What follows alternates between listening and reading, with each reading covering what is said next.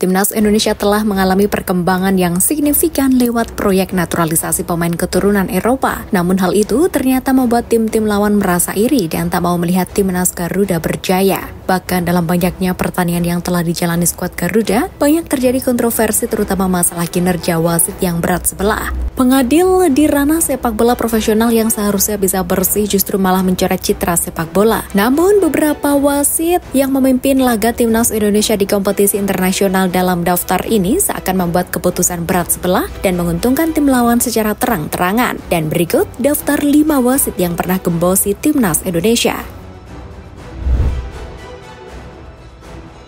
Shen Yinhao.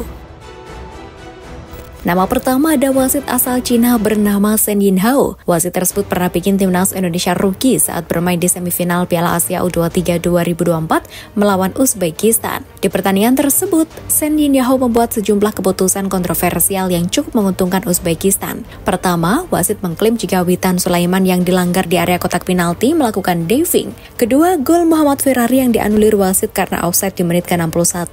Kemudian kartu merah yang diberikan kepada Rizky Ridho di menit ke-84. Padahal dalam tayangan ulang, pelanggaran Rizky Ridho seharusnya tidak berbuah kartu merah lantaran kakinya mengenai bola terlebih dahulu. Hal tersebut membuat tim Garuda Muda akhirnya harus kalah dengan skor 2-0.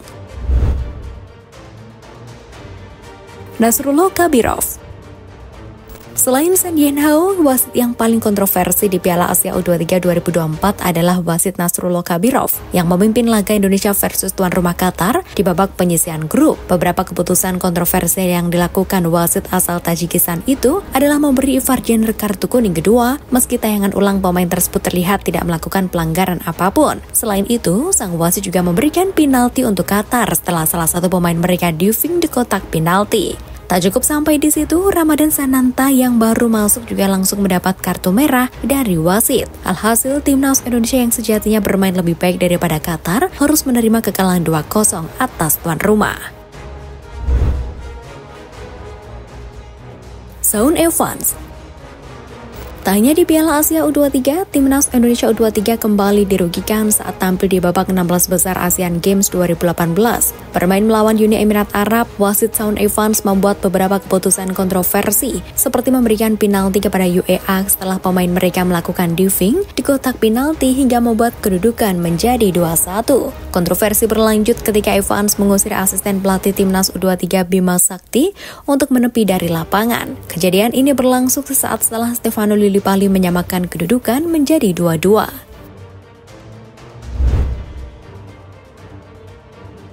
Ahmed Alkaf. Terbaru yang masih melekat dalam ingatan adalah wasit asal Oman Ahmed Alkaf. Keterlambatannya dalam meniup peluit pertandingan yang melebihi waktu extra time membuat tim Garuda gagal meraih 3 poin di kandang Bahrain di saat laga yang seharusnya berhenti di menit ke-90+6 saat Timnas Indonesia unggul 2-1 justru selesai di menit ke-90+9. Hal tersebut membuat Bahrain berhasil menyamakan kedudukan menjadi 2-2. Selain itu, cukup banyak keputusan kontroversial yang membuat Bahrain sangat mudah mendapat tendangan bebas. Perilaku wasit ke pemain Bahrain juga terlihat sangat bersahabat. Hal tersebut membuatnya disorot oleh berbagai media, bahkan media Arab menyoroti ancaman pembunuhan terhadap wasit kontroversial. François Letessier. Dan wasit kelima adalah François Letessier yang mengubur harapan Timnas Indonesia lolos ke Olimpiade Paris 2024. Bertemu dengan Guinea di babak playoff, impian Timnas Indonesia pupus setelah mereka menelan kekalahan 0-1 dari Guinea di babak playoff.